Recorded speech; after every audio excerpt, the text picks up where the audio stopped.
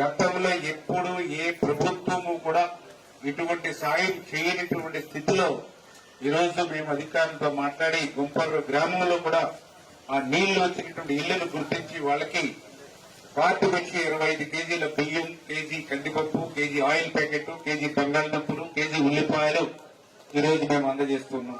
ఆ యొక్క నక్కల్ ట్రైన్ నీరు కూడా పెద్ద ఎత్తున వెనక్కి రావడానికి కారణం గత ప్రభుత్వం ఏదైతే లాకుల పట్ల, షట్టర్ల పట్ల, తలుపుల పట్ల నిర్లక్ష్యంతో వ్యవహరించినటువంటి పరిస్థితి.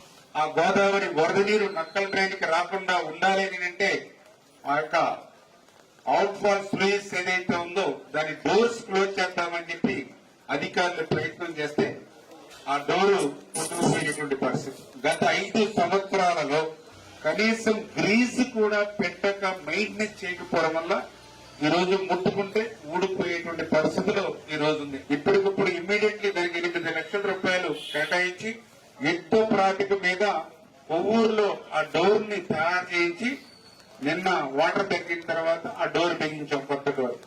నేను అడుగుతూ ఉన్నా, 8 లక్షల రూపాయలు పెట్టి వారం రోజుల్లో మేము డోర్ తయారు చేసి అక్కడ బిగించేటువంటి పరిస్థితి ఉంటే గత 5 సంవత్సరాలలో ఎందుకు వాళ్ళు ఆ డోర్ ని వాళ్ళు రిపేర్ చేసి పెట్టలేకపోయారు, లేదా కొత్తది అరేంజ్ చేయలేకపోయారు?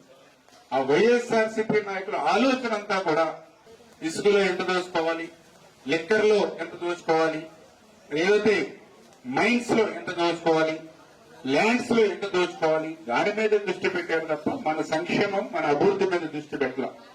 అందుకే ఈ రోజు మళ్ళీ ప్రజాప్రభుత్వం వచ్చిన తర్వాత ఈ సంక్షేమ కార్యక్రమాలన్నీ చేసుకుంటూ